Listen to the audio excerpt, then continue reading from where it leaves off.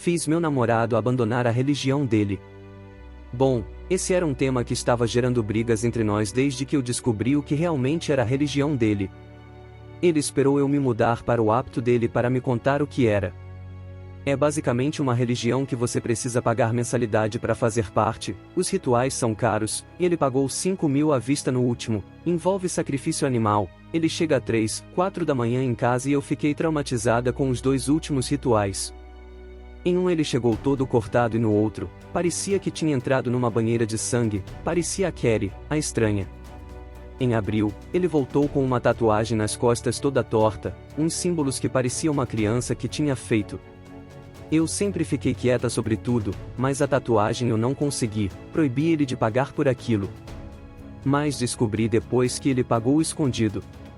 Apesar do meu silêncio, meu incômodo sempre ficou óbvio.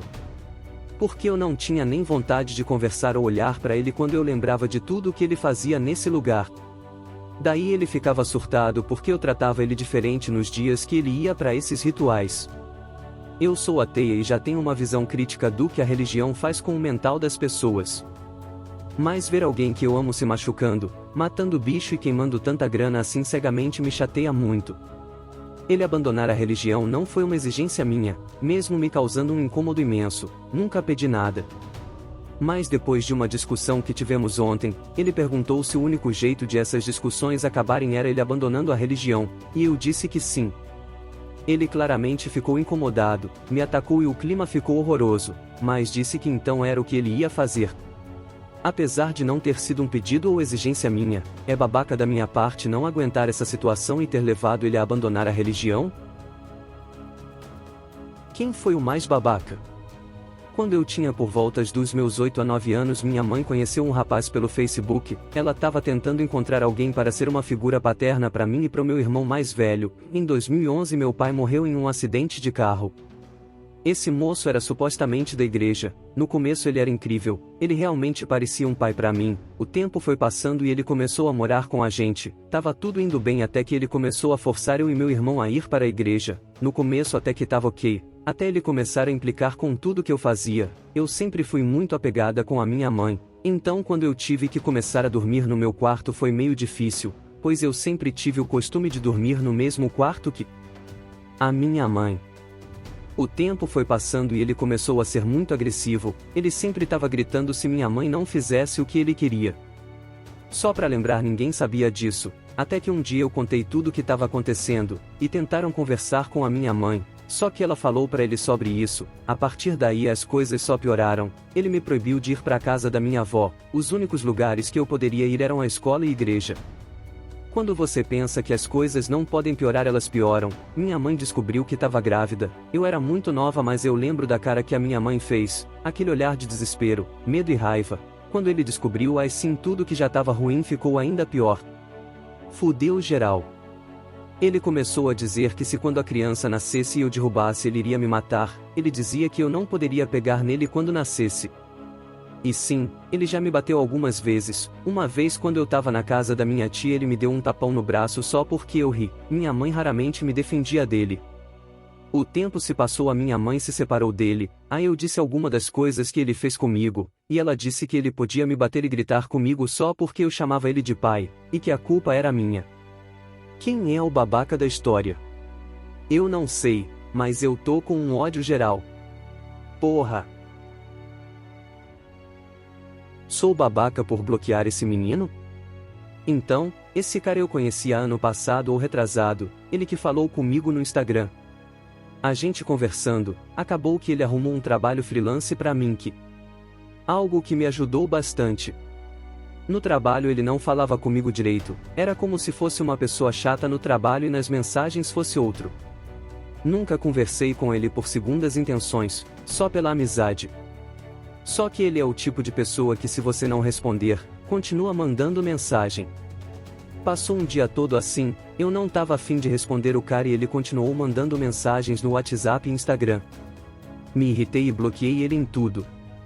Sou a babaca? Não aceito abandonar minha identidade de gênero, sou babaca? Eu tenho 18 anos, me chamo Caleb, mas costumo usar nicks como Orcalif por motivos que já serão explicados. Já escrevi aqui antes e fui acusado de minha história ser falsa. Ela era verdadeira, mas não tenho muito como comprovar isso. Dessa vez, estou trazendo outro dilema que envolve a mim e meu namorado. Desde cerca dos meus 12 anos, eu tentava fugir da minha feminilidade. Eu nasci biologicamente mulher, mas, desde essa época, criava contas com nomes masculinos, usava roupas da seção masculina, até me criava em jogos como um homem. Tinha medo de falar sobre isso de forma direta, de admitir até para mim mesmo que eu sou homem. Até mesmo em meu último post me coloquei como mulher para evitar confusões e dor de cabeça. Desde os meus 15 anos, eu descobri que eu me identifico realmente como homem. Apenas falei sobre com alguns amigos na época, mas sempre me aconselhavam para esperar mais tempo antes de tomar alguma grande decisão, me diziam para esperar até fazer 18 anos. Eu resolvi seguir esse conselho, pois decidir quem eu sou é algo importante. Além disso, tinha plena certeza de que meus pais não apoiariam.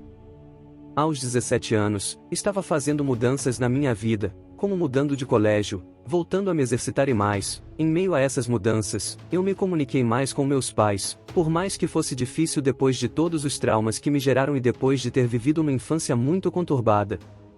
Decidi que iria arriscar falar sobre meu gênero com meus pais. Eles riram, perguntaram se era alguma piada. Fiquei extremamente decepcionado.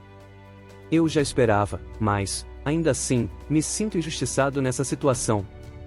Insisti na conversa algumas vezes e eles apenas não levavam a sério e não me apoiavam de maneira alguma.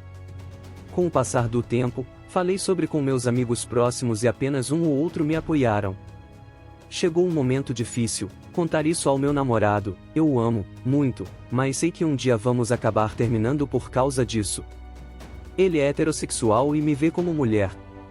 Fiquei com medo de ser totalmente sincero e apenas disse a ele que não gosto de ser feminina. Isso já foi o bastante para ele ficar preocupado. Ele me confrontou sobre isso, disse que eu deveria decidir logo quem eu sou e como quero ser. Isso me abalou. Sei que a resposta sincera vai acabar com nosso namoro, mas sei que nunca serei verdadeiramente feliz como mulher. Eu menti, disse que ainda estava em dúvida. Ele falou que vai esperar. Agora, como maior de idade, fiz aniversário esse ano. Falei com meus pais sobre a possibilidade de trocar de nome para Caleb. Para quem não entendeu, meu nome de nascença não é esse, mas prefiro que se refiram a mim assim. Expliquei que me sinto muito mal com meu nome de nascença e eles simplesmente me julgaram. Disseram que enquanto eu morasse na casa deles, não poderia fazer isso. Também disseram que não pagariam mais minha faculdade e apartamento em São Paulo caso eu fosse virar homem enquanto estivesse lá sozinho. Eu surtei. Gritei com eles, dizendo que deixariam de me ajudar a realizar meu sonho só porque não sou quem eles esperavam que eu fosse. Se eles deixassem de me apoiar por problemas financeiros ou alguma urgência, eu entenderia completamente, mas não é o caso. Falei que se eles me amam pelo menos um pouco, vão no mínimo apoiar quem eu sou. Também disse o quão hipócrita minha mãe é em não me apoiar, pois ela é psicóloga e tem vários pacientes transexuais, além de fazer vários posts inclusivos. Ela falou que eu não ganharia nada ofendendo e começou a me ignorar. Meu pai adora meu namorado, ficou super bravo comigo, dizendo que não valia a pena perder um bom namorado por causa de uma fase. Eu disse a ele que a culpa não era minha e não adiantou nada. Sei que um dia vou ter que terminar o namoro por causa disso, mas no atual momento tenho medo de perder ele. Sei que isso não é saudável. Não sei como abordar esse assunto de forma melhor com meus pais. Também não sei se vou conseguir falar sobre com o resto da minha família. Sou muito amigo de minha avó, mas ela é de outra época e sinto que não entenderia. Eu sou babaca por priorizar quem eu sou. Eu posso seguir com uma vida boa, faculdade, apartamento, namoro, sem decepcionar mais minha família. Tudo isso se eu apenas conseguir ignorar esse conflito interno. Ao mesmo tempo, a cada dia se torna mais difícil ignorar e agir como mulher. Eu chego a me odiar, odeio completamente agir e ser visto como mulher. Meu pai pode morrer, e eu não sei o que sentir. Eu odeio meu pai. Sério, de verdade. Eu sei que pode parecer clichê, muita gente sente isto. Mas eu espero que consigam me entender. Existe um abuso que vai além do físico, como o mental, psicológico. Meu pai cometeu esse tipo de abuso. Ele também destruiu a minha vida. Destruiu qualquer sonhos que eu poderia ter de um dia possuir uma família. Ele é uma pessoa tóxica, egoísta e mentirosa. Está sempre mentindo. Exige certa atenção para ele de todos à sua volta, mas não dá o mesmo aos demais, caso veja que não ganhará nada em troca. Meus pais já são separados, há anos. Inclusive minha mãe faleceu há anos, muito devidamente aos problemas que o relacionamento e a separação causaram a ela. Sou filho único, e o nome da família e a história acabará comigo, pois eu pretendo não ter filhos. Tenho nojo até mesmo de me olhar no espelho e ver qualquer semelhança no reflexo desse homem. Há anos eu sou muito distante de meu pai, mal nos falamos. Apenas e raramente coisas necessárias da vida, como uma data importante, ou algo relacionado com o resto da família. Eu me distanciei até mesmo do resto da família. Eles não conhecem o meu pai como eu. Então, eles meio que o amam. Ele é o tio legal. O cara legal. O que é uma mentira. Ele destruiu minha vida com seu comportamento mitômano. E a tristeza que ele causou à minha mãe é indesculpável. Jamais vou perdoá-lo por isto. Saber que minha mãe faleceu sozinha e no desgosto por causa desse canalha desgraçado. Acontece que, apesar disso tudo, ele é ainda meu pai.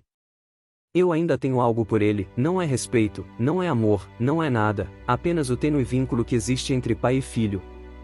Mesmo distante, eu sempre acabo sabendo coisas sobre ele, o que ele anda fazendo e tal.